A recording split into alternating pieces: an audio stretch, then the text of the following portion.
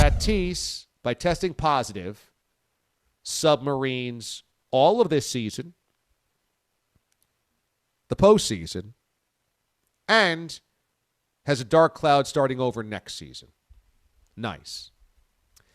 Now, Fernando Tatis' dad, who also played, of course, Major League Baseball, Fernando Tatis Sr., went on a Dominican Republic midday show yesterday. I believe it was called the Midday Show. And in Spanish, talked about how baseball was making a huge mistake.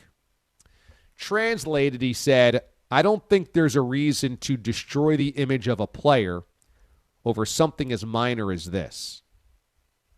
Tatis Sr., this is a catastrophe, what has taken place, not just for Junior, but for all of baseball. There are millions of fans who are going to stop watching baseball now. It's a total disappointment for Dominican fans, fans throughout the world, for something so insignificant that it wasn't worth it. It's a topical cream. What came out positive in Junior's body is something that doesn't give you strength, first of all, doesn't amplify your weight training regimen, doesn't have any testosterone, doesn't contain absolutely anything that would give you an edge to the game. What has occurred is a catastrophe for baseball. Couple of things here. Number one, no offense, I know Daddy's going to defend son here, but millions of fans aren't going to stop watching baseball because Fernando Tatis Jr. isn't playing. Hate to break it to you. He's great. He's charismatic. He's interesting. Dude hasn't played all season. So if they weren't watching already, they just aren't still watching. So I don't know how you can say they're going to stop watching. They would have stopped watching back in spring training was he wasn't there as well, right?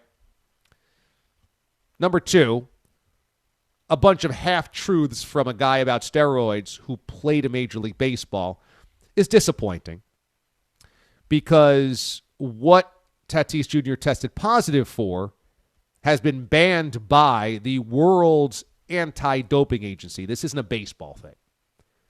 You can't have this in your system if you compete in the Olympics or any international competition. So, sorry.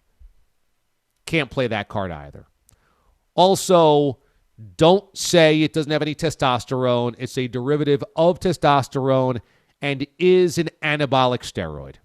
So Tatis Sr. also doesn't know what he's talking about. Again, half-truths and lies to cover up the reality of his son making a boo-boo. Now, I want to play for you a couple of clips here, okay?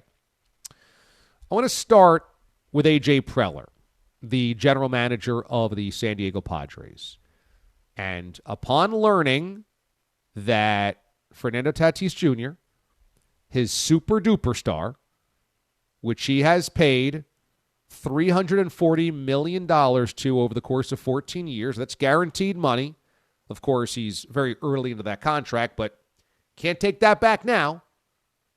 You don't get to negate it, void it for the rest of the 14 years. Of course, you won't get paid over the course of the suspension, but you still got him under contract for $300 and some odd million. Here's what A.J. Preller, the general manager of the San Diego Padres, had to say the other day.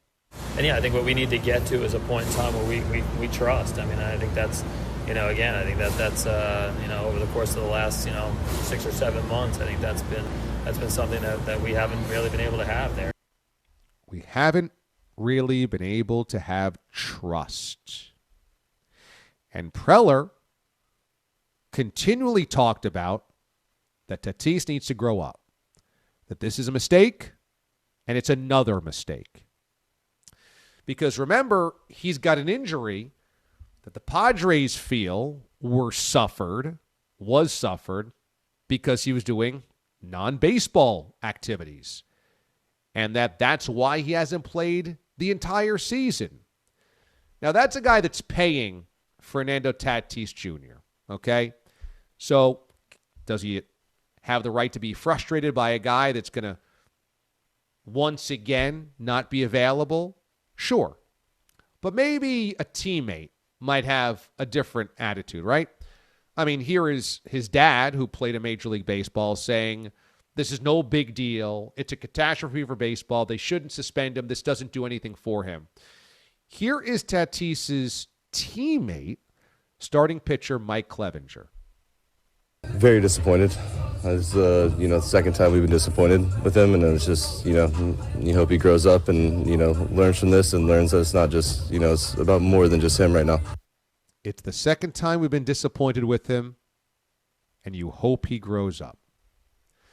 Now let's take a look at this here. The general manager of the Padres, who desperately wants his superstar in there playing, goes out in a press conference and talks regularly about, we can't trust this guy. A teammate who wants him in there clearly is talking about how disappointed they are for the second time as a clubhouse and hope he grows up. And here's his dad, who played Major League Baseball, going, my son didn't do anything wrong. He's the victim.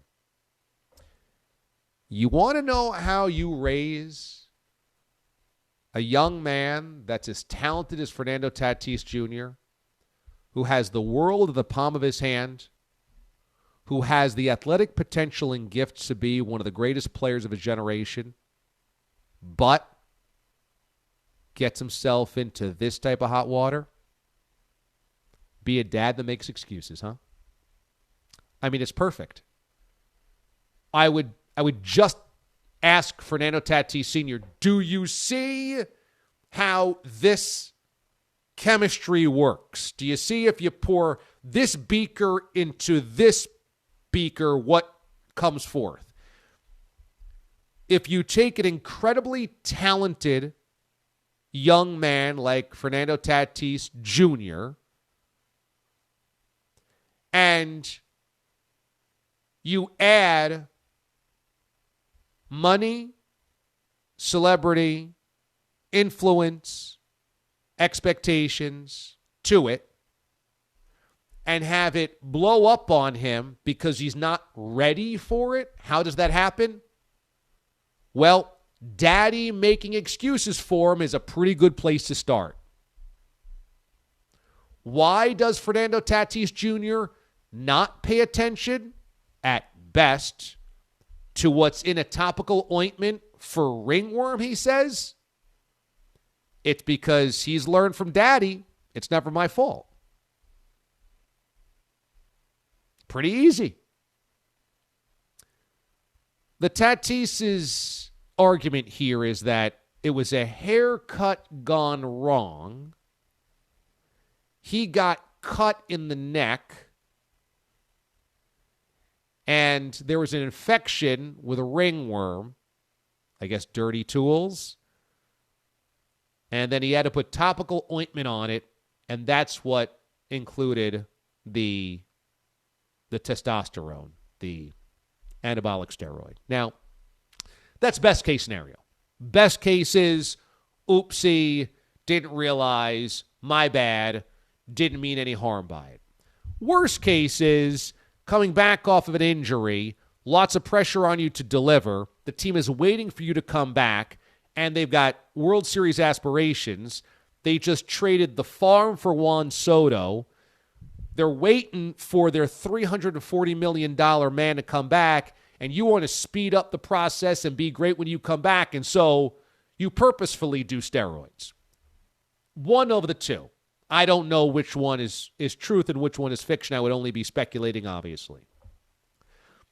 But how do you get to a point where you're the franchise, where you've been gifted $340 million to be the franchise, and your GM is so upset he publicly takes you to task on your most vulnerable moment, and your teammates are openly talking about how you need to grow up? It's because, A, you didn't think this was a big deal, B, stupid enough to think you would get away with it, or C, you can do no wrong because daddy's always said so.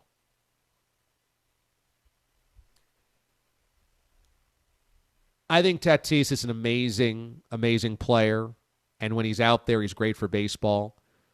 But when his dad goes on Dominican TV and just spits out lies and half-truths about what happened and then blames baseball, dude, that substance is banned by the World Anti-Doping Agency, has been banned by baseball forever.